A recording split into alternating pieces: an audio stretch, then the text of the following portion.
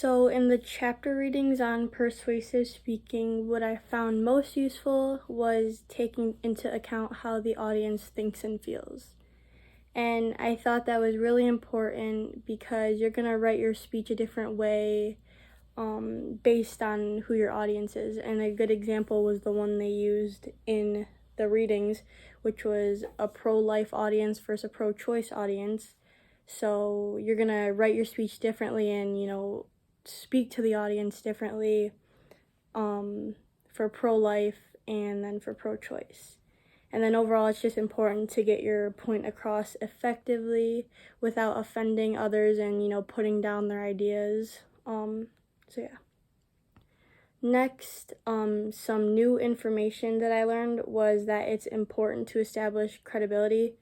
I feel like that's pretty obvious, but honestly, I didn't know that because in high school, I feel like when everyone gives a presentation, they don't really establish credibility. You just kind of listen to them. And I didn't know why it was so important, but it really is because, it makes the audience, tells the audience why you should listen to me, like why what I have to say matters. And I just think that's really important to have.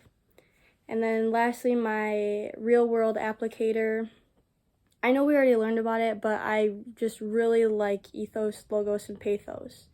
Obviously, they're going to help me write this persuasive speech because I'm going to use ethos, my credibility. For writing this speech, I'm going to use logos, logic, so probably like numbers and statistics when I write my speech. And then pathos, I'm going to get play with the audience's emotions to side with you.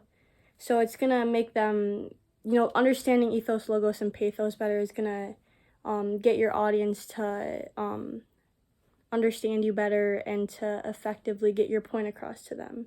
And I think learning those things is a really good applicator for the future in a professional setting because let's say I'm going in for a job interview.